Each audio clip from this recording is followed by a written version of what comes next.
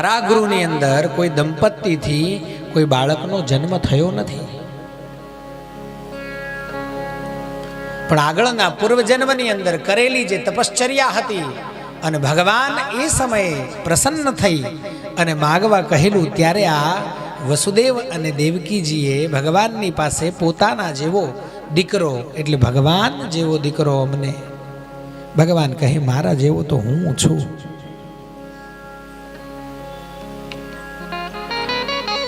અને એ વરદાન જ્યારે ફળીભૂત થયું એટલે સમજવું કે સાક્ષાત બ્રહ્મનું પ્રાગટ્ય થયું છે, પૂર્ણ બ્રહ્મ પ્રગટ્યા છે.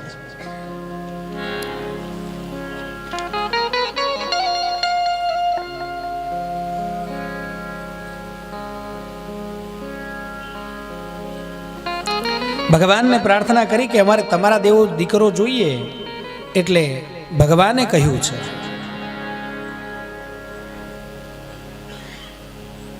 સંસારમાં શીલ, સ્વભાવ, ઉદારતા અને અન્ય ગુણોમાં મારા જેવો બીજો કોઈ છે નહીં.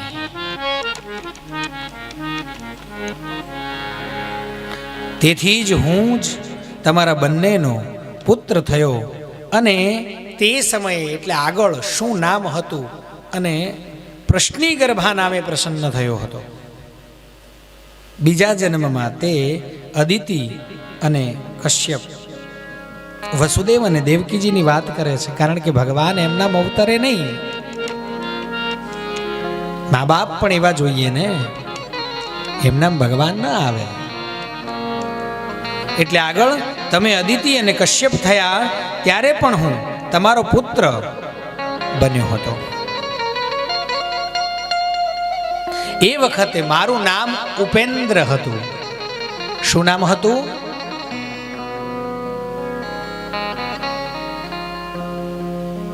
અદિતિ અને કશ્યપ પણ આ દેવકી અને વસુદેવ હતા.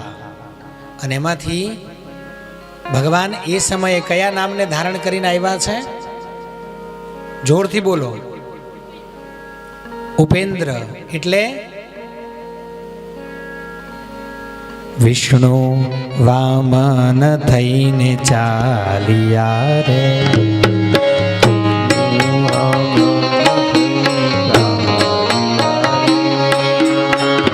મટાડવા બીજો ઇન્દ્ર મારવા.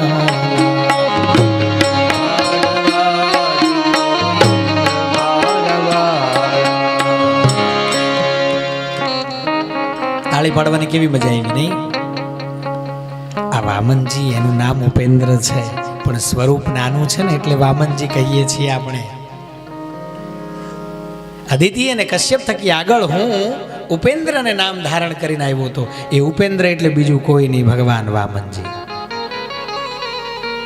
આ વામનજી એ જ ઉપેન્દ્ર, પણ નાનું સ્વરૂપ છે, વામન છે. નાનું એટલે વામન, એટલે આપણે વામન કહીએ છીએ. ભગવાનનું નામ હતું ઉપેન્દ્ર.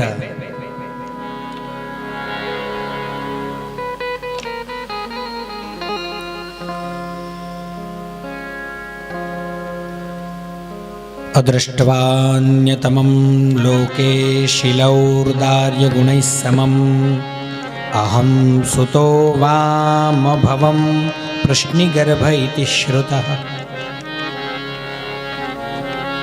તયોર્વા પુનરેવાહમદિત્યામાસ કશ્યપા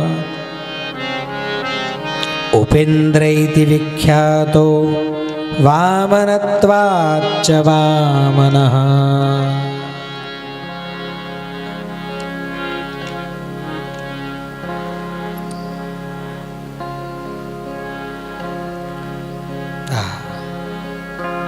શરીર ઠીંગણું હોવાને કારણે લોકો મને વામન કહેતા હતા. કહી દીધું અહીંયા શ્લોકની અંદર.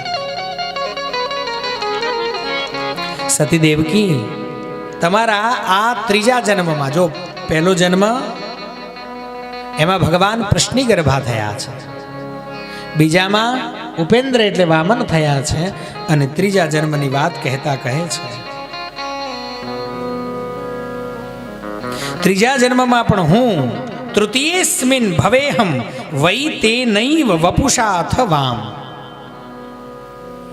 ત્રીજા જન્મમાં પણ હું તે જ રૂપે ફરી તમારો પુત્ર થયો છું. મારું વચન સર્વદા સત્ય થાય છે.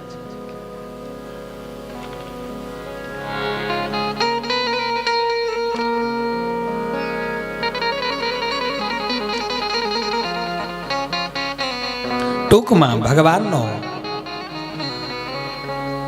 આપણે જન્મ કહીએ, સિદ્ધો અવતાર કહે, પણ આપણા કરતા સિદ્ધોની વાત વધારે માન્ય રહે એટલે ભગવાન અવતારને ધારણ કરીને આવ્યા છે.